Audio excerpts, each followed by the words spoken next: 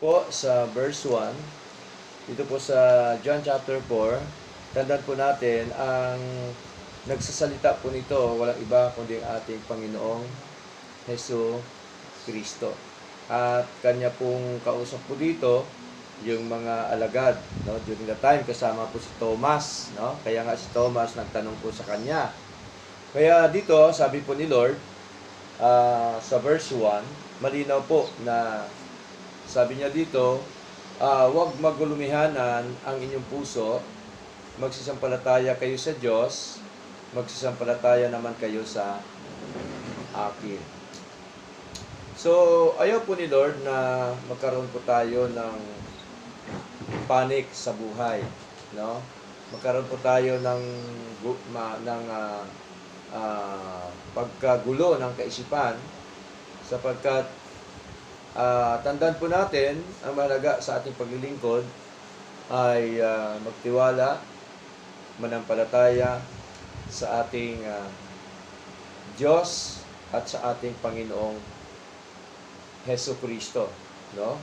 Lalo na sa panahon natin ngayon ay matindi na po ang mga nangyayari at dapat huwag po tayo magpanik, no? Huwag po tayo magulumihanan sapagkat ang mahalaga lamang po, sabi po ng ating Panginoon, ay magtiwala po tayo sa Kanya at sa Kanyang anak na wala iba kundi ating Panginoong Hesus Kristo.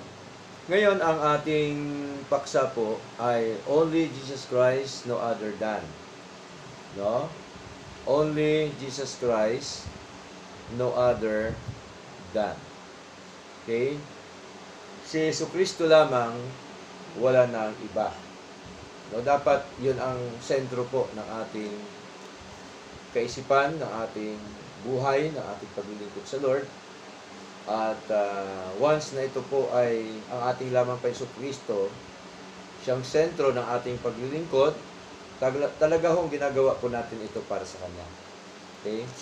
So, hindi po talaga makakailayan na ang ating ginagawa na ito ay para po sa ating Panginoon. Now, sa sinabi po niya dito, huwag natin bigyan ng diin yung 1 to 5, no? Dito tayo sa verse 6. No, sabi niya dito, sa verse 2, sa bahay ng aking ama ay maraming tahanan. Kung di gayon, ay sinasabi ko sana sa inyo, sapagkat ako'y paroon upang ipaghanda ko kayo ng dakong kalalagyan. So, ang sinasabi po dito na mansions, tandaan po natin, hindi ito literal, kundi ito po yung church, ito po yung tayo na mga iniligtas po ng Panginoon, no? So, hindi po ito literal na gagawa po sa langit ng mansion. Merong semento, merong pako, di ba? So, ang mansion na tinutukoy dito, tayo, yung church. Yung mga pinili ng Diyos, mga hinirang ng Diyos, mga tinubos natin pa Hesus Kristo, at mga na-born again. So, yun po yun, ang mansion na tinatawag. Kaya sabi ko dito, at kung kayo ay pumaroon at kayo may paghanda ng kalalagyan, ay muling paririto ako at kayo ay tatanggapin ko sa aking sarili. So, literal na paparito ang Panginoon. No? Hindi ho figurative ang pagdating ng ating Panginoon. Literal po yan, makikita natin sa alapaap. No? Ayon po sa sinasabi ni Pablo, doon po sa 1 Thessalonians chapter 4, verse 16 up to verse 17. No?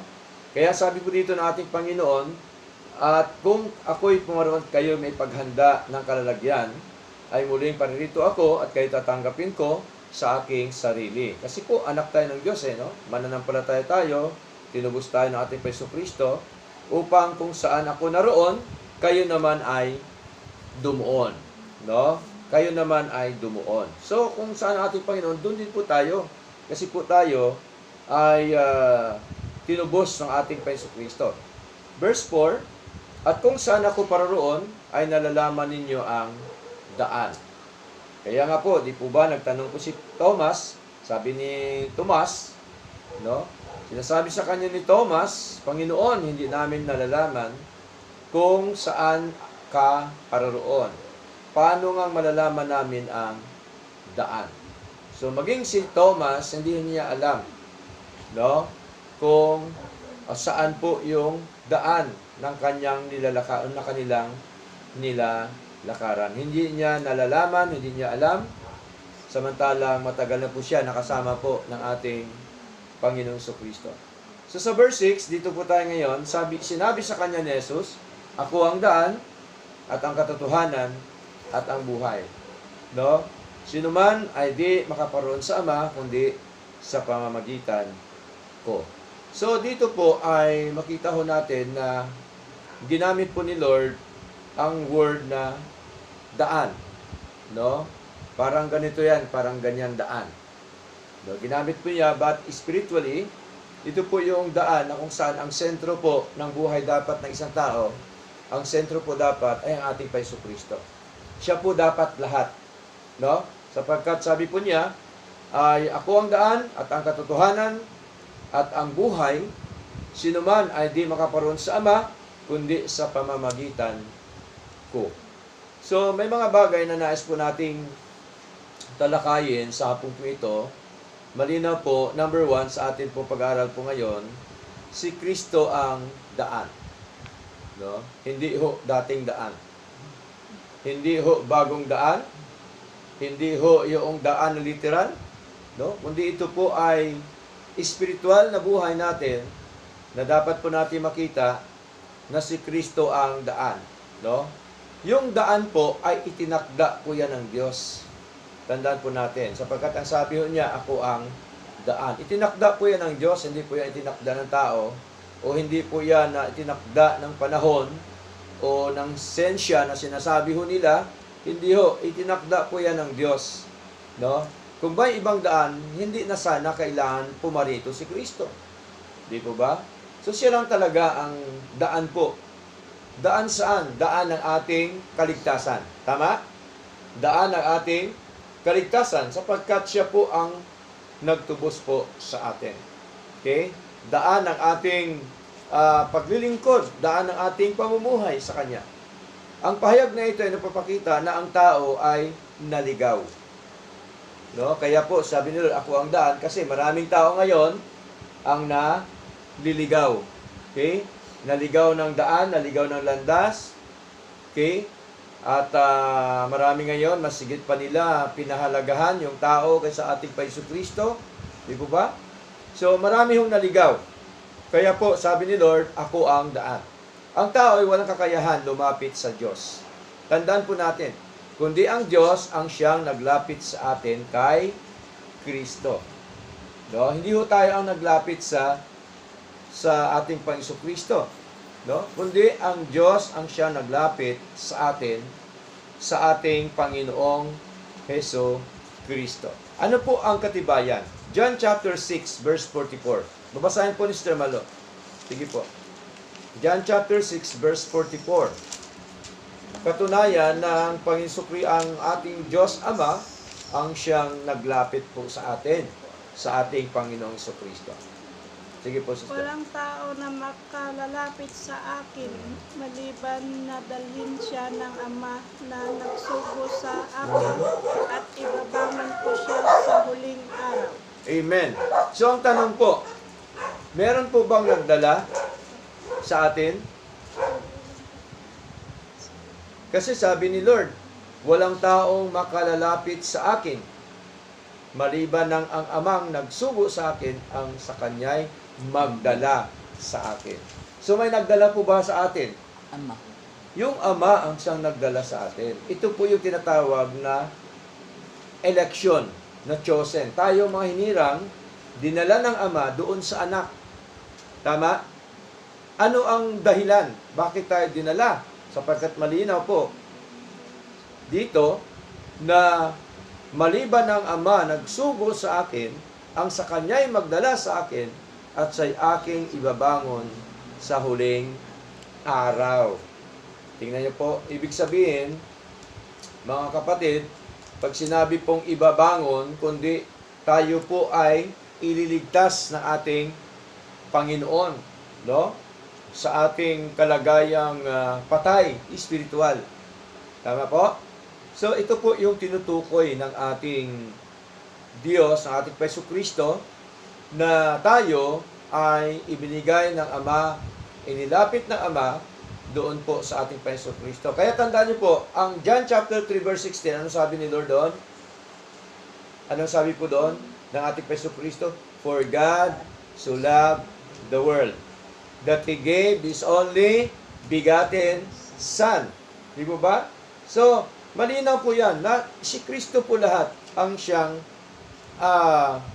nagagumawa para tayo tubusin. Siya po ang namatay sa krus doon sa Kalbaryo para tayo ligtas sa atin pong mga kasalanan. Okay? Si Kristo ang daan dahil siya ang nagkatawang tao. No? Pag Kristo, tandaan po natin, siya po ay nagkatawang tao na bagat mo siya ay Diyos. Pag sinabi po bang nagkatawang tao si Kristo, pwede ba natin sabihin na tuldok na agad siya ay hindi Diyos? Di ba? Hindi naman dapat, di ba? Walang sinasabi, nagkatawang tao lang. Sinasabi ng banal na kasulatan, kaya hindi po natin pwedeng tuldukan na dahil siya nakatawang tao, hindi na sa Diyos. Walang sinasabi sa Biblia. Okay? Siya ang namatay para sa kasalanan. Siya ang muling nabuhay.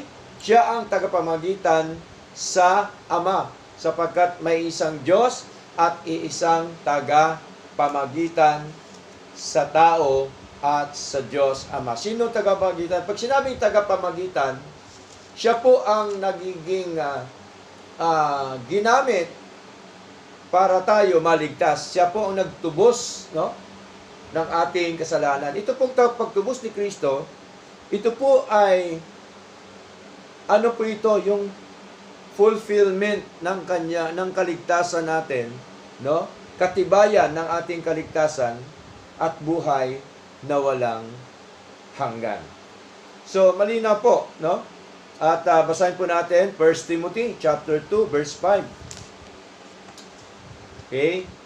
1 Timothy chapter 2 verse 5.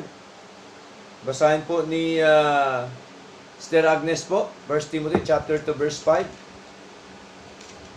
Sapagkat may isang Diyos at may isang tagapamagitan sa Diyos at sa mga tao, ang taong si Kristo Jesus. Amen. So siya po ang tagapamagitan, no?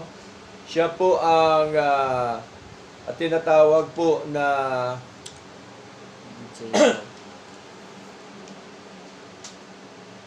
mga kapatid, siya po ang tinatawag na mediator, mga minamahal. Okay? So, ang daan ng kaligtasan ay nakasalig sa pagpili, layunin at biyaya ng Diyos, hindi sa daan, sa gawa, sa gusto, sa pasya, o pagpili ng tao. Okay?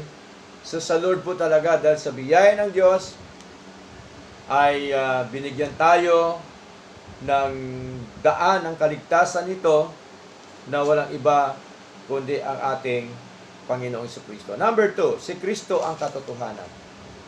No, buong pahayag ng Diyos, malinaw po. No, buong pahayag ng Diyos ay lahat pong iyan ay katotohanan. Lahat ba na sinasabi ni Lord katotohanan po? Katotohanan po 'yon, no? Wala hong po diyan, hukus-pukus po diyan, katotohanan po 'yan lahat. 100% po yan, pure ang salita po ng Diyos, sinasabi ng Panginoon. Ang katotohanan ay isang persona o pagka-Diyos, hindi lamang aral ni si Kristo ang Diyos na nahayag sa laman. So, makita ho natin na ang isa sa katotohanan po, mga kapatid, ang ating Penso Kristo po ay Diyos. Huwag tayong maniwala sa mga nangangaral po sa ating paligid ngayon, sa ating mundo na ating ginagalawan, na ang sinasabi nila, si Kristo ay hindi Diyos. Si Kristo daw, meron naman naniniwala na nangangaral ngayon, no? At ang sabi nila ay si Kristo daw ay maliit lang na Diyos. May nabasa ba tayo na maliit na Diyos? Di ba? Wala naman. Diba? So alam po natin yung anong reliyon ang siyang naniniwala po doon. Okay? So, hindi naman po yan soft drinks na merong family size at saka regular size, no? So, wala po, no? Ang totoo niyan ay yung salita si Kristo, talaga hong Diyos siya, no, na nagkatawang tao. Okay, basahin na Nay, John 1:1. Sige po, Nay. John 1:1. John chapter 1 verse 1 po. Okay? John chapter 1, verse 1. Okay? Sige po, Nay. In the beginning was the Word, and the Word was with God, and the Word was God. Amen. No? Malinaw po na sa pasimula ay ang salita. At ang salita ay sumasa Diyos at ang salita ay Diyos. Ito po yung tinatawag na living word, ang ating Panginoong Hesus Kristo. Bakit po? Sapagkat pagdating po ng verse 14, pakibasa sa Malo ang verse 14 ng John chapter 1. 14, opo. At sa salita ay naging laman at nanahan sa gitna natin at namasdan namin ang kanyang kalwalhatian. Ang kalwalhatian gaya ng sabugtong na isinilang ng Ama, puno ng biyaya at katotohanan. Amen. Malinaw po yan, no? Na at ang salita ay naging laman. Si Kristo po yan. Nakatawang tao po siya. No? At nananahan sa gitna natin at namasdan namin ang kanyang kalwalhatian. Ang kalwalhatian gaya ng sabugtong na isinilang ng Ama. Si Kristo po yon, ang bugtong na isinilang. Puno ng biyaya at katotohanan. Kaya po si Lord katotohanan. Kaya sabi ho niya, I am the way, the truth. Siya ang katotohanan po. Kaya wala ho sa kanyang ni isang salita na hindi katotohanan, kundi lahat po yan ay katotohanan, maging po sa banal na kasulatan. Okay? John chapter 8 verse 32. Okay? John chapter 8 verse 32. Basahin po natin. Sige po, basahin ni Sister Malo. John 8:32. At makikilala ninyo ang katotohanan at ang katotohanan ang magpapalaya sa inyo. Amen. Makikilala mo ang katotohanan at ang katotohanan ang siyang magpapalaya sa iyo. Kaya maraming mga tao ngayon ay hindi pa ho napalaya, no? Kaya ang purpose po natin, i-preach natin katotohanan ni Hesus Kristo. At meron din namang tao na kahit narinig ng katotohanan, no? Alam na nilang katotohanan, subalit ayaw pa rin nilang maniwala sa ating Panginoon. So, nakakalungkot po. Kaya, salamat po sa Diyos sapagkat tayo po ay nananahan po, no? Lumalakad po sa daan ng katotohanan na walang iba kundi ang ating Panginoong Jesucristo. Now, number 3,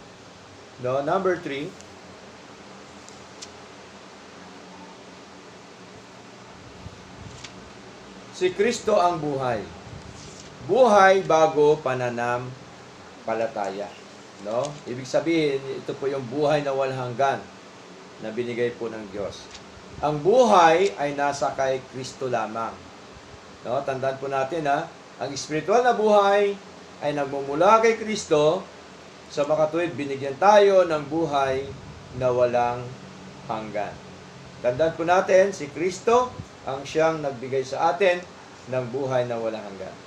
John chapter 10 verse 28.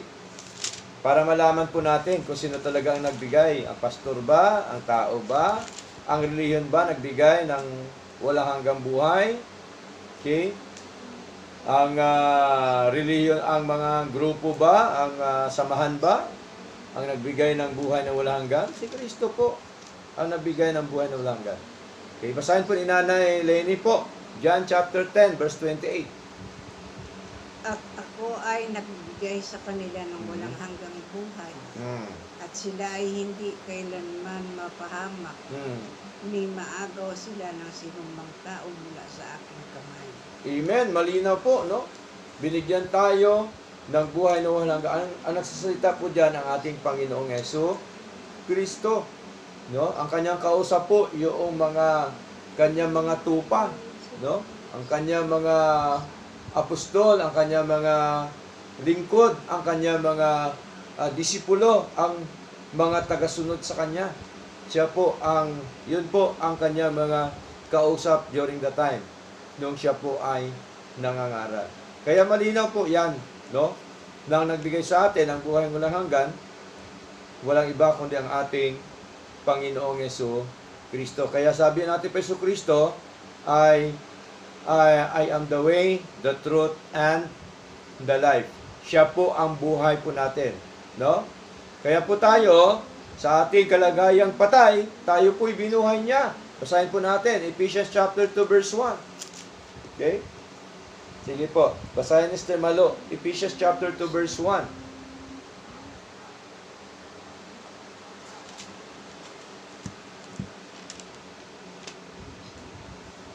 Ephesians 2, Pastor.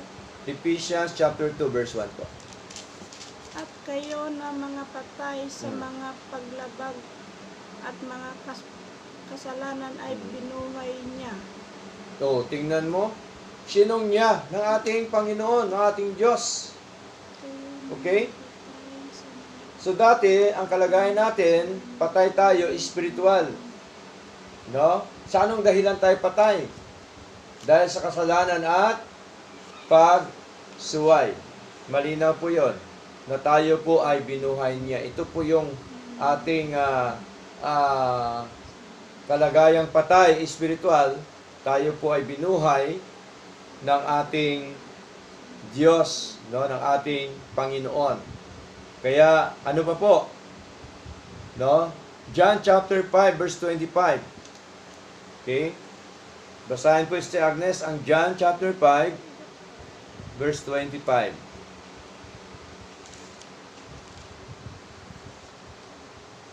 Katotohanan sinasabi ko sa inyo, dumarating ang panahon at ngayon nga, na maririnig ng mga patay ang tinig ng anak ng Diyos at ang mga karinig ay mga bubuhay. Malinaw po yun, no? So, sabi po dito, katotohanan sinasabi ko sa inyo, dumarating ang panahon at ngayon nga na maririnig ng mga patay, no? Ang tinig ng anak ng Diyos. No? At ang mga karinig ay mga bubuhay.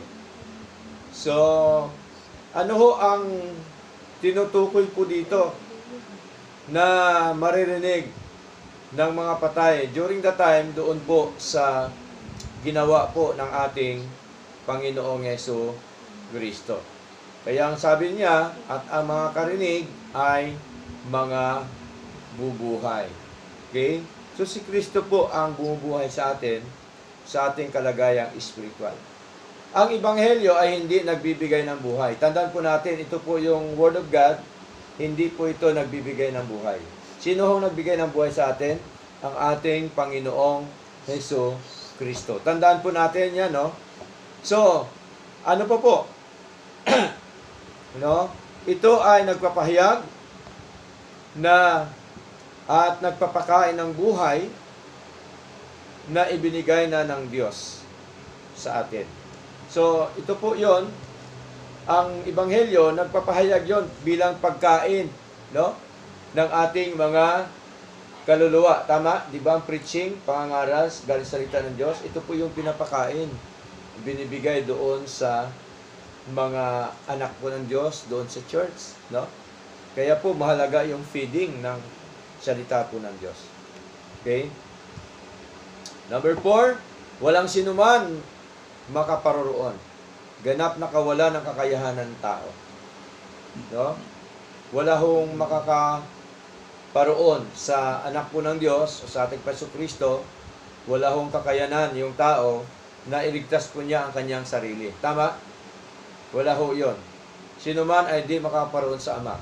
Hindi kayang lumapit ng tao sa likas na kalagayan. Wala makakalapit kay Kristo kung hindi dahil sa Ama. So, nabasa natin kanina yon. So, basahin natin uli ang 37 to 39. John chapter 6. No? John chapter 6, verse 37. Okay, basahin si Malo ang 37, 38 si Nanay, 39 si Agnes. Sige po.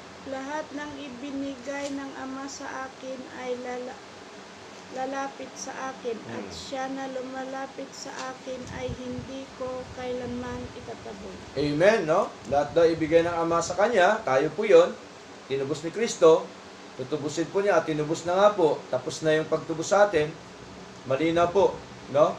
Ay magsisilapit sa akin, sabi ni Kristo, at ang lumalapit sa akin, sa anumang paraan, ay hindi ko itataboy. Verse 38 po, Nay, pakibasa po.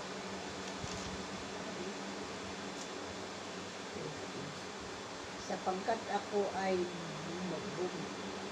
bumaba mula sa langit, hindi upang gawin ang aking sariling kalooban, kundi ang kalooban niya na nagsugo sa akin. Amen.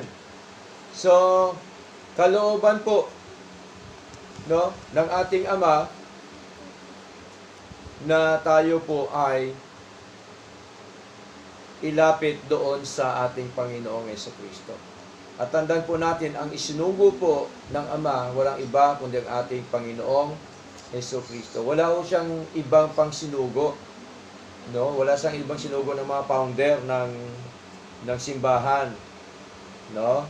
Wala po siyang sinugo ng sinuman na namumuno, kundi ibig sabihin ay wala siyang sinugo na iba kundi ang ating Jesucristo para tayo tubusin.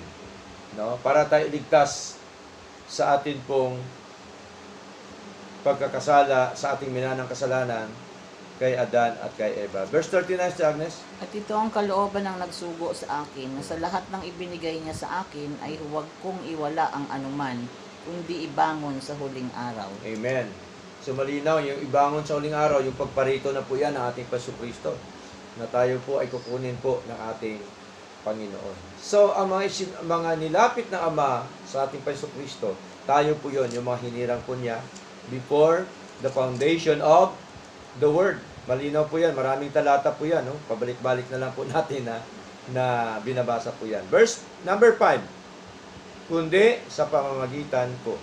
Ang pagiging natatangin ni Kristo, malinaw po, walang ibang tagapamagitan sa Diyos at sa mga tao kundi si Kristo. Nabasa natin kanina yon, 1 Timothy chapter 2 verse 5. Kaya basa naman natin ang John chapter 19 verse 30. Okay? Sige po, basahin po natin.